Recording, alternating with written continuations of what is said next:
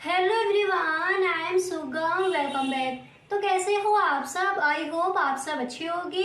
स्वागत है आप सभी का आपके अपने एसपी स्टडी यूट्यूब चैनल पर। तो गाइस, आज हम आपके लिए इस वीडियो में लेकर आए हैं हिस्ट्री के आपके जितने भी इम्पोर्टेंट क्वेश्चन हैं वो सारे क्वेश्चंस आपको इस वीडियो में मिलने वाले हैं। तो आप इस वीडियो को पूरा देखें, वीडियो को आपको बिल्कुल भी स्किप नहीं करना है, ठीक है गाइस। इसी तरह से ऑल सब्जेक्ट के जो भी आपके इंपॉर्टेंट क्वेश्चन हैं, जैसे इकोनॉमिक्स, सोशियोलॉजी, हिस्ट्री, ज्योग्राफी, जो भी आपके इंपॉर्टेंट क्वेश्चन हैं ऑल सब्जेक्ट के, वो आपको मिलेंगे इसी चैनल पर, ठीक है। जो आपके 12 मॉडल पेपर हैं उनके फुल सॉल्यूशन आपको मिलेंगे इसी चैनल पर। तो गाइस, अगर अभी तक आपने इस चैनल को सब्सक्राइब नहीं किया है तो आप इस चैनल को सब्सक्राइब कर लीजिए एंड बेल आइकन को भी प्रेस कर देना, ताकि वीडियो की जो भी नोटिफिकेशन हो वो सबसे पहले आपके पास पहुंचे। और गाइस, जैसा कि आपने कहा था कि जितने भी क्वेश्चंस आपके हैं उन सारे प्रश्नों के आपको आंसर चाहिए, ठीक है। तो वो हम देखेंगे नेक्स्ट वीडियो में। आज इसमें हम देखने वाले हैं कि हिस्ट्री के ऐसे कौन कौन से क्वेश्चन हैं जो इस बार के बोर्ड एग्जाम के लिए आपको तैयार करने हैं, ठीक है।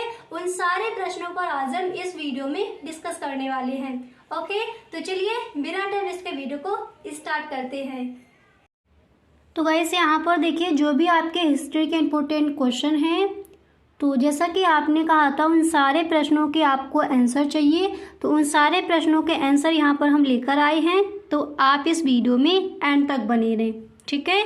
जितने भी आपके क्वेश्चंस हैं उन सारे प्रश्नों के आंसर आपको यहाँ पर मिलेंगे। तो पहला प्रश्न आपका क्या था, देखिए पहला क्वेश्चन था कि सविनय अवज्ञा आंदोलन के 2 कारणों को लिखें। सविनय अवज्ञा आंदोलन के 2 कारणों को लिखें। फर्स्ट क्वेश्चन आपका ये था, ठीक है। तो अब देखिए ये जो आपका प्रश्न है इसका आंसर क्या हो जाएगा, आपको किस तरह से लिखना है। तो देखिए फर्स्ट आप हेडिंग डालोगे कि सविनय अवज्ञा आंदोलन के कारण। ओके, हेडिंग डालने के बाद आप लिखोगे कि सविनय अवज्ञा आंदोलन के 2 कारण इस प्रकार हैं, ठीक है। इस तरह से पहले आपको एक लाइन लिख देनी है। क्वेश्चन क्या है कि सविनय अवज्ञा आंदोलन के 2 कारणों को लिखें। तो फर्स्ट आप हेडिंग डालोगे सविनय अवज्ञा आंदोलन के कारण, इसके बाद एक लाइन लिख देनी है कि सविनय अवज्ञा आंदोलन के 2 कारण इस प्रकार हैं, ठीक है। हेडिंग डालने के बाद देखिए जब आप हेडिंग डाल दोगे उसके बाद आपको करना क्या है, देखिए हेडिंग डालने के बाद फिर आप लिखोगे कि सविनय अवज्ञा आंदोलन प्रारंभ करने का उद्देश्य यह था कि गांधी जी चाहते थे कि सरकार विनिमय की दर को घटाए, ठीक है। सविनय अवज्ञा आंदोलन प्रारंभ करने का उद्देश्य यह था कि गांधी जी चाहते थे कि सरकार विनिमय की दर को घटाए, ठीक है। इस तरह से आप लिखोगे। इसके बाद आपको लिखना है कि पूर्व नशाबंदी लागू हो, नमक कर समाप्त हो, भू राजस्व कम, गुप्तचर विभाग पर नियंत्रण स्थापित हो, ठीक है। इस तरह से आप लिखोगे। इसके बाद आपको लिखना है कि कपड़ों का आयात कम हो आदि, ठीक है। इतना लिखने के बाद फिर देखिए सविनय अवज्ञा आंदोलन के जो 2 कारण हैं फिर आपको इस तरह से यहाँ पर लिखना है। देखिए पहले इधर आपको फर्स्ट पॉइंट डालना है, इसके बाद आप लिखोगे कि साइमन कमीशन का गठन, ठीक है। फर्स्ट पॉइंट डालने के बाद इसके बाद सेकंड पॉइंट डालोगे। फिर सेकंड पॉइंट में आपको इस तरह से लिखना है कि डोमिनियन स्टेटस की मांग की विफलता और सामाजिक क्रांतिकारियों की गिरफ्तारी के खिलाफ विरोध प्रमुख कारण थे। गाइस, अगर अभी तक आप इस वीडियो में बने हुए हो तो आई होप ये वीडियो आपको पसंद आ रहा होगा। अगर सच में आपको ये वीडियो पसंद आ रहा है तो आप इस वीडियो को एक लाइक जरूर कर दें, और यदि आप इस चैनल पर पहली बार आए हो तो इस चैनल को सब्सक्राइब कर लेना एंड बेल आइकन को भी प्रेस कर देना, ताकि वीडियो की जो भी नोटिफिकेशन हो वो सबसे पहले आपके पास पहुंचे। देखिए आपका क्वेश्चन क्या था, क्वेश्चन को एक बार पढ़ते हैं। कि सविनय विज्ञान आंदोलन के 2 कारणों को लिखी। तो फिर आपको फर्स्ट पॉइंट डालना है, उसमें आप लिखोगे कि साइमन कमीशन का गठन, एंड इसके बाद आपको लिखना है कि डोमोनियर स्टेटस की मांग की विफलता और सामाजिक क्रांतिकारियों की गिरफ्तारी के खिलाफ विरोध प्रमुख कारण थे। ठीक है, पहले आप उस तरह से लिखोगे, इसके बाद इसके जो 2 कारण है वो आपको बतानी है। ठीक है, अब इसके बाद यहाँ पर देखिए जो आपका अगला प्रश्न है, नेक्स्ट क्वेश्चन यहाँ पर क्या दिया गया है उसको पढ़ते हैं। तो देखिए दूसरे नंबर पर जो आपका प्रश्न है, देखिए दूसरे नंबर पर जो आपका प्रश्न है तो वो दिया गया है कि क्रिप्स मिशन की असफलता के 2 कारण बताएं। ओके, क्वेश्चन क्या है, जो प्रश्न है वो यहाँ पर दिया गया है कि क्रिप्स मिशन की असफलता के 2 कारण बताएं। सेकंड क्वेश्चन आपका ये था, तो इसका आंसर क्या हो जाएगा। देखिए पहले आपको हेडिंग डाली है कि क्रिप्स मिशन की असफलता के 2 कारण या फिर असफलता के कारण, इस तरह से। ठीक है, देखिए हेडिंग डालने के बाद फर्स्ट आप हेडिंग डालोगे, इसके बाद यहाँ पर आपको लिखना है कि क्रिप्स मिशन असफलता के कारण इस प्रकार हैं। ठीक है, फिर आपको यहाँ पर देखिए फर्स्ट पॉइंट डालना है। देखिए फर्स्ट पॉइंट डालने के बाद आप लिखोगे कि क्रिप्स मिशन की विफलता आंदोलन का, देखिए विफलता आंदोलन का तात्कालिक कारण क्रिप्स मिशन की समाप्ति यानी मिशन के किसी अंतिम निर्णय पर ना पहुंचना था। ठीक है, इस तरह से आप लिखोगे, ना पहुंचना था। इसके बाद आपको लिखना है, इतना लिखने के बाद फिर आप लिखोगे कि संदर्भ इस मिशन को स्टैफोर्ड क्रिप्स के नेतृत्व में भारत में एक नए संविधान एवं स्वशासन के निर्माण से संबंधित प्रश्न को हल करने के लिए भेजा गया था। तो आपका क्वेश्चन था कि क्रिप्स मिशन की असफलता के 2 कारण बताएं। ठीक है, ये आपका प्रश्न था, तो इसका आंसर क्या हो जाएगा, आप इस तरह से लिखोगे, फर्स्ट पॉइंट डालोगे कि क्रिप्स मिशन की विफलता आंदोलन का तत्कालिक कारण क्रिप्स मिशन की समाप्ति यानी मिशन के किसी अंतिम निर्णय पर ना पहुंचना था। इसके बाद आपको लिखना है कि संदर्भ इस मिशन को स्टैफोर्ड क्रिप्स के नेतृत्व में भारत में एक नए संविधान एवं स्वशासन के निर्माण से संबंधित प्रश्न को हल करने के लिए भेजा गया था।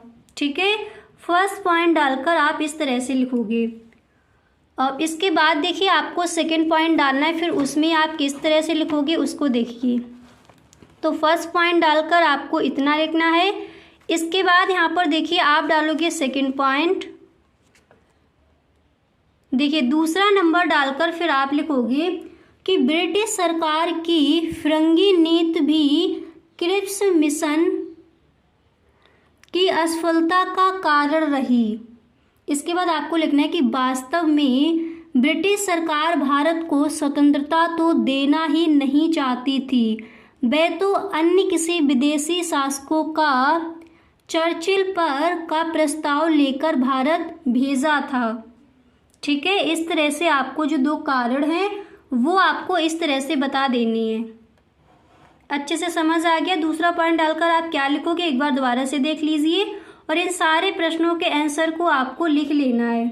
ठीक है, तो देखिए आप लिखो कि ब्रिटिश सरकार की फिरंगी नीति भी क्रिप्स मिशन की असफलता का कारण रही। वास्तव में ब्रिटिश सरकार भारत को स्वतंत्रता तो देना ही नहीं चाहती थी, वह तो अन्य विदेशी शासकों का चर्चिल पर दबाव था, इसलिए उसने क्रिप्स को भूल भुलैया का प्रस्ताव लेकर भारत भेजा था। इस तरह से आपको दूसरा पॉइंट डालकर इसके जो कारण है वो दोनों कारण बता देने हैं। ठीक है, अब इसके बाद आगे देखते हैं। अब इसके बाद देखिए गाइस जो आपका नेक्स्ट क्वेश्चन है वो क्या दिया गया है।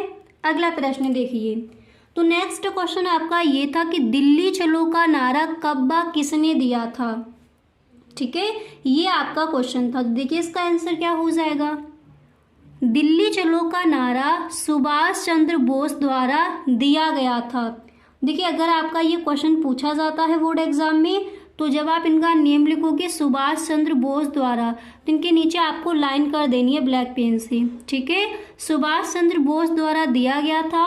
उन्होंने 1944 में इस नारे का प्रयोग भारतीय राष्ट्रीय सेना को प्रेरित करने के लिए किया था, जब INA ने बर्मा के खिलाफ अपना सैन्य अभियान शुरू किया था। ठीक है, इस तरह से आपको इस प्रश्न का आंसर लिखकर आना है।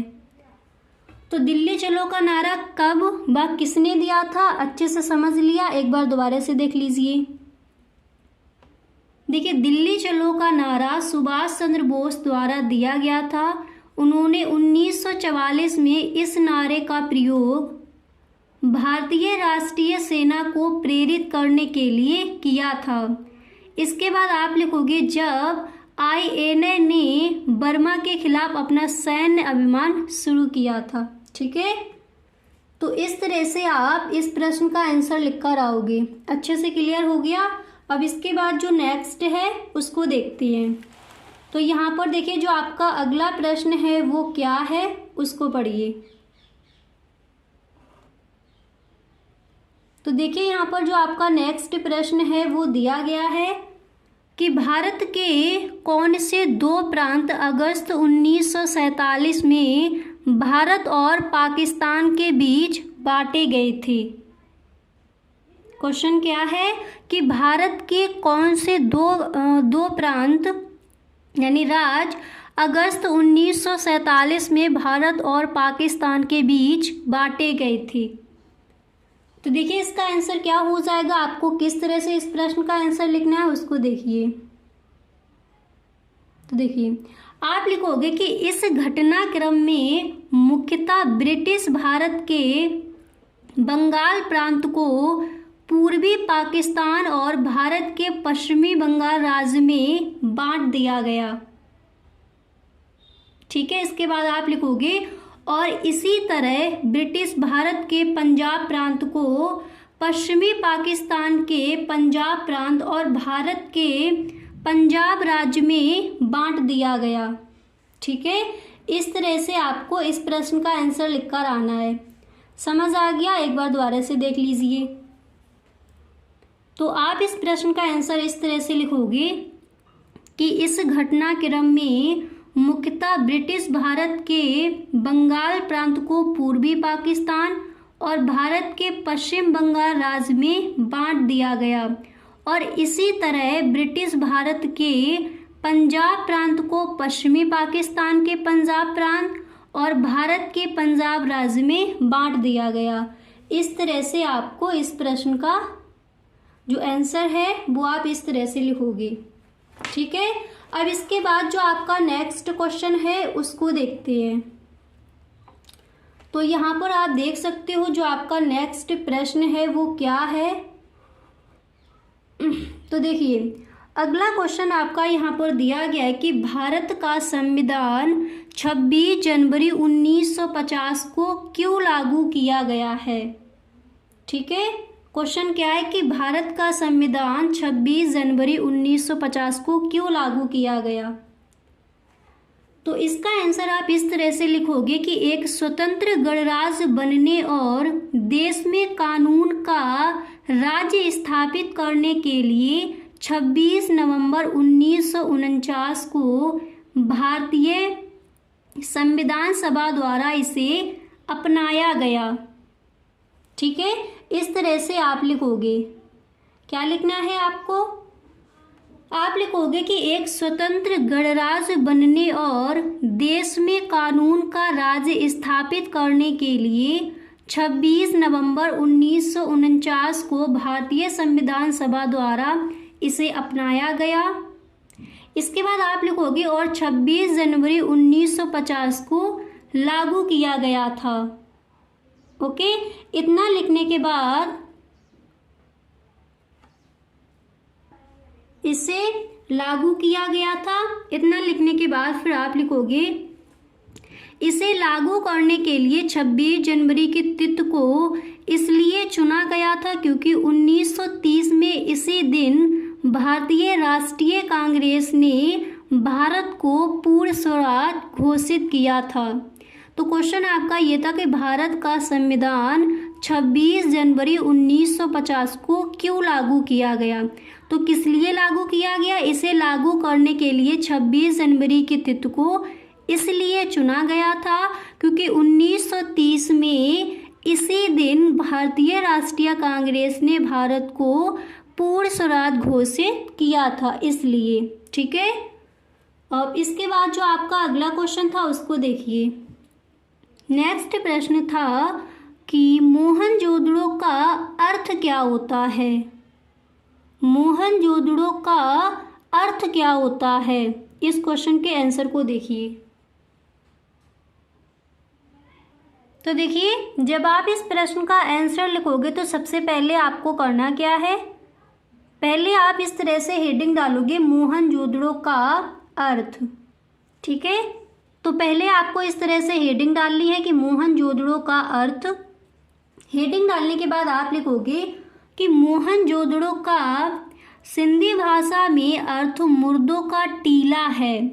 यह दुनिया का सबसे पुराना नियोजित और उत्कृष्ट शहर माना जाता है। यह सिंधु घाटी सभ्यता का सबसे परिपक्व शहर है। यह नगर अवशेष सिंधु नदी के किनारे सक्कर जिले में स्थित है। ठीक है, इस तरह से आप जो आपका क्वेश्चन है उसका आंसर जो है वो आप इस तरह से लिखोगे। अब एक बार इस प्रश्न के आंसर को दोबारा से पढ़ लीजिए ताकि आपको अच्छे से याद हो जाए कि मोहनजोदड़ो का अर्थ क्या हो जाएगा। ठीक है, तो सबसे पहले आप लिखोगे कि मोहनजोदड़ो का अर्थ इस तरह से। इसके बाद आपको लिखना है कि मोहनजोदड़ो का सिंधी भाषा में अर्थ मुर्दों का टीला है। यह दुनिया का, देखिए आपको इस तरह से लिखना है कि दुनिया का सबसे पुराना नियोजित और उत्कृष्ट शहर माना जाता है। इसके बाद आप लिखोगे कि यह सिंधु घाटी सभ्यता का सबसे पुराना परिपक्व शहर है। यह नगर अवशेष सिंधु नदी के किनारे सक्कर जिले में स्थित है। ठीक है, इस तरह से आपको जो आपका क्वेश्चन है इसका आंसर आप इस तरह से लिखोगे। अब इसके बाद यहाँ पर जो आपका नेक्स्ट प्रश्न है उसको देखिए। तो यहाँ पर देखिए जो आपका अगला प्रश्न है वो दिया गया है कि मोहनजोदड़ो के विशाल स्नानागार की 2 विशेषताएं लिखें। ठीक है, तो सबसे पहले आपको करना क्या है, फर्स्ट आप हेडिंग डालोगे। देखिए सबसे पहले आपको हेडिंग डालनी है मोहनजोदड़ो के विशाल स्नानागार की विशेषताएं। ठीक है, हेडिंग डालने के बाद आपको लिखना है कि मोहनजोदड़ो का विशाल स्नानागार एक बहुत ही प्रमुख स्थल है। इसके चारों ओर बरामदे बने हैं। ठीक है, इसके बाद आपको लिखना है उत्तरी और दक्षिणी दोनों छोरों पर सीढ़ियां बनी हैं। तो क्वेश्चन में क्या पूछा गया था कि मोहनजोदड़ो के विशाल स्नानागार की 2 विशेषताएं लिखें। तो फर्स्ट आपने हेडिंग डाली कि मोहनजोदड़ो के विशाल स्नानागार की विशेषताएं। उसके बाद आप लिखोगे कि मोहनजोदड़ो का विशाल स्नानागार एक बहुत ही प्रमुख स्थल है। इसके चारों ओर बरामदे बने हैं और उत्तरी और दक्षिणी दोनों छोरों पर सीढ़ियां बनी हैं। ठीक है, देखिए सीढ़ियां बनी हैं। इतना लिखने के बाद फिर आपको किस तरह से लिखना है वो देखिए। सीढ़ियां बनी, फिर आप लिखोगे कि स्नानागार के फर्श पर बिटुमन कोयले का पलस्तर किया गया था ताकि पानी का रिसाव ना हो। साथ के एक कमरे से पानी की आपूर्ति होती थी और पानी की निकासी के लिए नाली थी। ओके, इस तरह से आप इस क्वेश्चन का आंसर लिख कर आओगे कि मोहनजोदड़ो के विशाल स्नानागार की 2 विशेषताएं क्या हैं। इस तरह से आपको लिखनी है। क्लियर। अब इसके बाद यहाँ पर देखिए जो आपका नेक्स्ट प्रश्न है वो क्या है। तो यहाँ पर देखिए जो आपका अगला क्वेश्चन है, देखिए जो आपका नेक्स्ट प्रश्न है तो वो यहाँ पर दिया गया है कि सीमांत गांधी किसे कहा जाता है। कई बार ये क्वेश्चन आपका बोर्ड एग्जाम में आस्क किया गया है, ठीक है। तो सीमांत गांधी किसे कहा जाता है, तो फर्स्ट आपको हेडिंग डाली है सीमांत गांधी। इसके बाद आपको लिखना है कि खान अब्दुल 1890 से 20 जनवरी 1988 सीमांत प्रांत और बलूचिस्तान के एक महान राजनेता थे जिन्होंने भारत के स्वतंत्रता संग्राम में भाग लिया और अपने कार्य और निष्ठा के कारण सरहदी गांधी, सीमांत गांधी, बच्चा खां तथा बादशाह खां के नाम से पुकारे जाने लगे। तो आपको समझ आ गया कि सीमांत गांधी किसे कहा जाता है। तो गाइस कैसा लगा वीडियो, आई होप ये वीडियो आपको पसंद आया होगा। अगर सच में ये वीडियो आपको अच्छा लगा है तो please time me in the comment box, okay. और इसी तरह से जो भी आपके सब्जेक्ट हैं उन सारे सब्जेक्ट के जो भी आपके इंपॉर्टेंट क्वेश्चन है वो आपको मिलेंगे इसी चैनल पर। तो अगर अभी तक आपने इस चैनल को सब्सक्राइब नहीं किया है तो आप इस चैनल को सब्सक्राइब कर लीजिए, okay. Thank you so much.